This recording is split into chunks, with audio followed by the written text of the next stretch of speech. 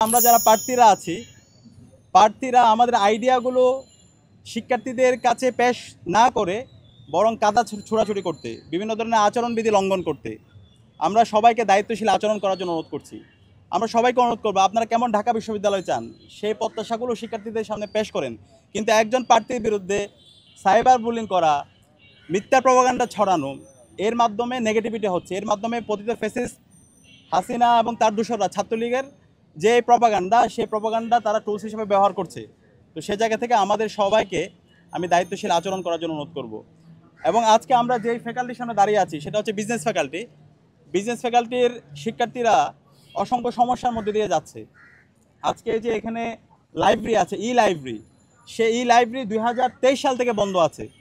এখানকার 6000 শিক্ষার্থী এবং অনাবাসিক যে শিক্ষার্থীরা আছে তারা সিঁড়িতে বসে, তারপর হচ্ছে যে বাইরে লাউঞ্জে বসে তাদেরকে পড়াশোনা করতে হচ্ছে। তো এটা তো বিশ্ববিদ্যালয়ের প্রধান কাজ, যে লাইব্রেরি ফ্যাসিলিটি দেওয়া, এটা একটা মৌলিক কাজ। কিন্তু শিক্ষার্থীরা বিভিন্ন সময়ে দাবি দাওয়া উত্থাপন করেছে, কিন্তু এখন পর্যন্ত বিশ্ববিদ্যালয় প্রশাসন কোনো কার্যকর উদ্যোগ নেয় নাই। তো ইনশাআল্লাহ শিক্ষার্থীদের ম্যান্ডেট পেয়ে আমরা যখন বিজয় হয়ে আসবো, ইনশাআল্লাহ আমরা সবার আগে এই লাইব্রেরিটাকে সংস্কার করবো এবং এই লাইব্রেরিকে ওপেন করব। ঢাকা বিশ্ববিদ্যালয় বিজনেস ফ্যাকাল্টির এই লাইব্রেরিকে আমরা সচল করব। এবং এর পাশাপাশি এখানে যে ক্যান্টিন আছে, সেই ক্যান্টিনের যে খাবার এবং খাবারের যে দাম অনেক বেশি, এবং শিক্ষার্থীদের সাথে এক ধরনের বাণিজ্য করা হয়। তো এই ধরনের বাণিজ্য আমরা বন্ধ করবো। এখানে ভর্তুকি দিতে হবে এবং এটা শিক্ষার্থীদের সুলভ মূল্যে ক্যান্টিনের খাবারের মান নিশ্চিত করতে হবে।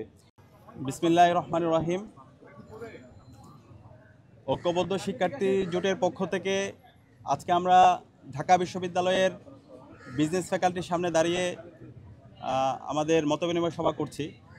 আপনারা জানেন, ঢাকা বিশ্ববিদ্যালয়ে আমাদের বিজনেস ফ্যাকাল্টিতে প্রায় 6000-এর মতো শিক্ষার্থী ভাই বোনরা পড়াশোনা করে। আমরা শিক্ষার্থী ভাই বোনদের প্রত্যাশা আকাঙ্ক্ষাগুলো শুনছিলাম। নির্বাচন আগামী 9 সেপ্টেম্বর অনুষ্ঠিত হবে।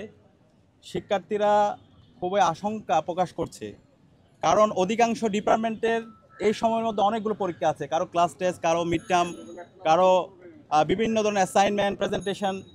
তো এই যে আপনার নির্বাচন উপলক্ষে উৎসবমুখর পরিবেশ বিরাজ করছে, সে জায়গায় এই পরীক্ষার কারণে শিক্ষার্থীরা নির্বাচনের যে প্রচারণা এবং নির্বাচন কেন্দ্রিক যে অ্যাক্টিভিটিগুলো আছে সে জায়গায় তারা বাধাগ্রস্ত হচ্ছে।